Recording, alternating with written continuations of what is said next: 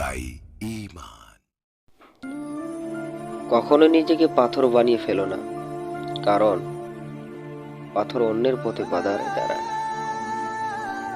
নিজেকে পানির মতো করে তৈরি করো, কারণ পানি নিজের পথ নিজেই খুঁজে নেয়। সম্মান জিনিসটা আয়নার মতো, তুমি যতটা সম্মান মানুষকে করবে, মানুষ ঠিক ততটাই তোমাকে সম্মান করবে।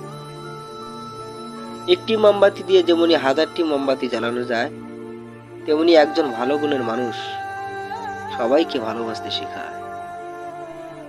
কেউ তোমাকে না বুঝেই খারাপ বললে তুমি মন খারাপ করো না, কারণ সবাই নিজের স্বার্থ নিয়ে ব্যস্ত, কেউ তোমাকে বুঝতে চাবে না। আপনি যে দু পায়ের উপরে হাঁটাচলা করেন, আর সেই জীবনটাকে ঠিক সেই দু পায়ের মতো করে সাজান, কারণ এক পা সামনে এগিয়ে চলে গেলে আর এক পা হিংসা করে না, আর যে পা সামনে চলে যায় আর সেই পা নিজের অবস্থানের জন্য অহংকার করে না। একটা মজার বিষয় কি জানেন,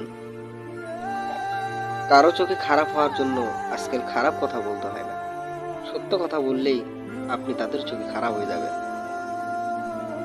তোমার পিছনে কেউ যদি সমালোচনা করে, তুমি কষ্ট নিও না, কারণ তারা তোমার সম্পর্কে তারাই সমালোচনা করে যারা তোমার মতো হতে চায় কিন্তু হতে পারে না।